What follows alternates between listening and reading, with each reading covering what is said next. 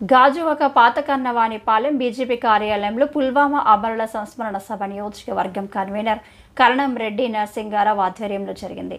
దేశ సంరక్షణ కోసం అసువులు బాసిన వీర జవానుల చిత్రపటానికి పూలమాలలు వేసి ఘనంగా నివాళులర్పించారు.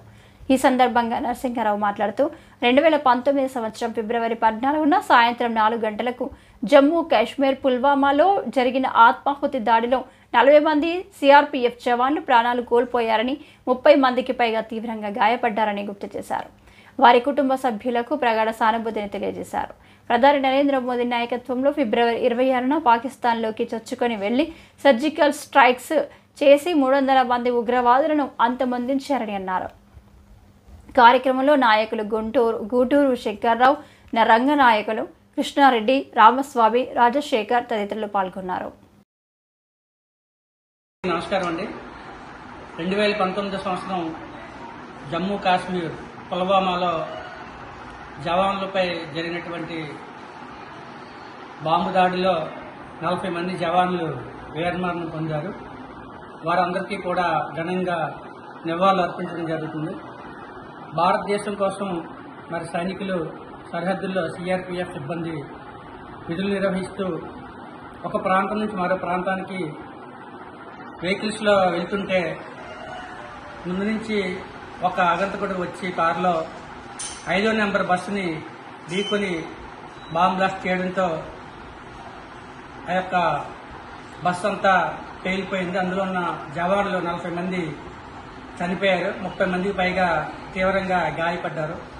ఈ యొక్క ఘటన 2019లో ఫిబ్రవరి ఇదే రోజున 14న సాయంత్రం 4 గంటల సమయంలో జరిగింది.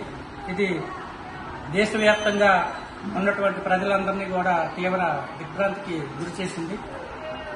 తర్వాత ఇదే నెలలో జనవరి 26వ తేదీని ప్రధానమంత్రి శ్రీ నరేంద్ర మోదీ గారి నాయకత్వంలో సర్జికల్ స్ట్రైక్ చేసి భారతదేశం నుంచి పాకిస్తాన్ హద్దులో ఉన్నటువంటి పాకిస్తాన్లకు చొచ్చుకెళ్లి అక్కడ ఉన్నటువంటి యొక్క ఉగ్రవాదులు అందరూ కూడా హతమార్చడం జరిగింది. 300 మంది పైగా తీవ్రవాదులను హతమార్చడం జరిగింది.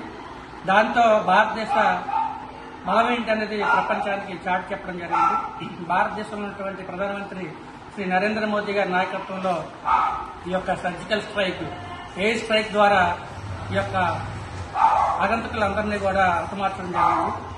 ఏదైతే పాకిస్తాన్ దేశం ఉందో ఇలాంటి ఉగ్రవాదులు పెంచి పోషిస్తుంది, వారికి తగిన బుద్ధి చెప్పడం కోసం సర్జికల్ స్ట్రైక్ చేసి విజయం సాధించడం జరిగింది.